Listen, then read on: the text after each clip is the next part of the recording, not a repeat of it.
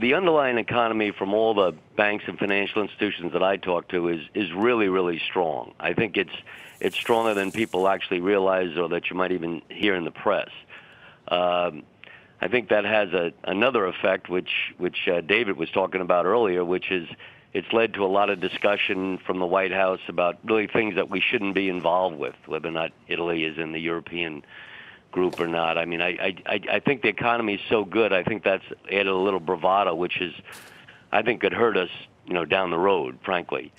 But with that being said, I think when we talked in February, I think I said rising rates, in total is going to be tough for a stock market. And I thought that financials would benefit marginally on that, better than most companies, and the financials would probably outperform the regular Dow, which it has over that period of time. But I wasn't as positive on the overall stock market, just the fact that we're going to get rising rates, and it's going to be a sustained period of it. So I think the economy is very good.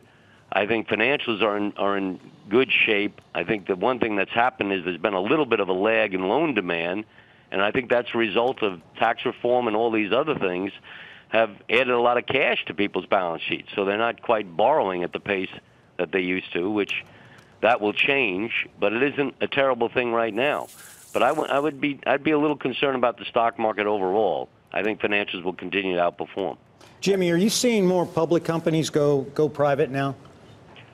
Well, it's interesting, David. Certainly in fintech, we've been involved in a couple pretty significant transactions. BlackHawk, which just settled a couple weeks ago, they're a great financial fintech company that basically was a good public company, but given what's ahead in the future and the difficulties of having a couple $1 billion market cap and compete as a public company, there's a lot of things that they have to do and invest, and to do that under a private ownership has a lot of benefits.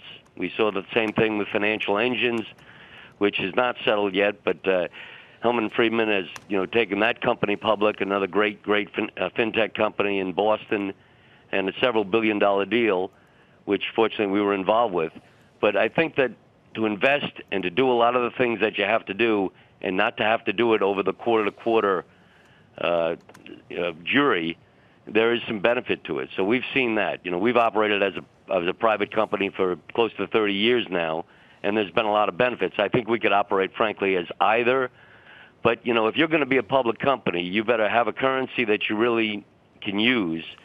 Otherwise, there's some reason, there's a lot of benefits to be private, and there's a lot of pools of money with these private equity people that are looking for good businesses, and they can they can make companies better without the quarter-to-quarter strain. I think, Buffett and Jamie Dimon have talked about that. Trying to predict earnings, and you're managing always to a number rather than what's right for the business.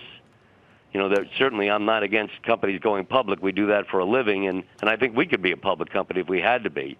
But the reality of it is there's a lot of benefits to being private, and I think some of these financial tech companies are recognizing that, and certainly there's enough private equity money to enable them to get private. Well, let's talk about that, Jimmy. The idea that there's so much private equity money to allow them to get public. You think that's the new normal, or is that just a reflection of where we've been with rates at such low levels and so much easy money that's been floating around? If you really think the Fed is going to be on this sustained push to move rates higher, does that sort of pool of money kind of dry up at some point as we wind down the balance sheet and raise rates? Well, we're going to do everything we can, Becky, to dry it up. I'll tell you that at Sandler.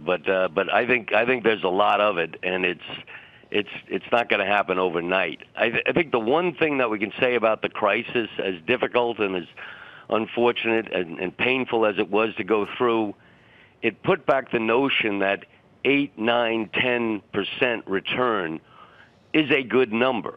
That we got to a period of time 10 years ago where if a bank wasn't doing 22% return on equity, you sort of felt like, well, geez, they were country bumpkins. They didn't know what they were doing, and it's ridiculous.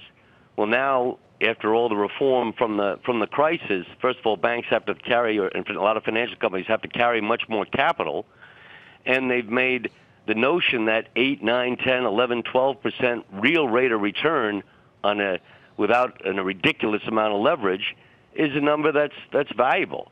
And I think you're seeing You've seen it with Buffett. He's taking a lower return and making larger investments. And I think that same philosophy is carrying through, that basically private equity firms are starting to recognize, and the world's starting to recognize, that if you can buy really solid companies with real capital that can, really afford a dividend at some point in time, that 8, 9, 10, 11, 12, 13, whatever it may be, depending on the nature of the business, is a better return. So I think there's a lot of money out there, and I think it's a path that you'll see for some time.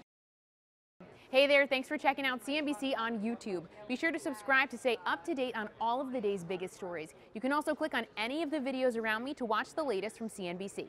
Thanks for watching.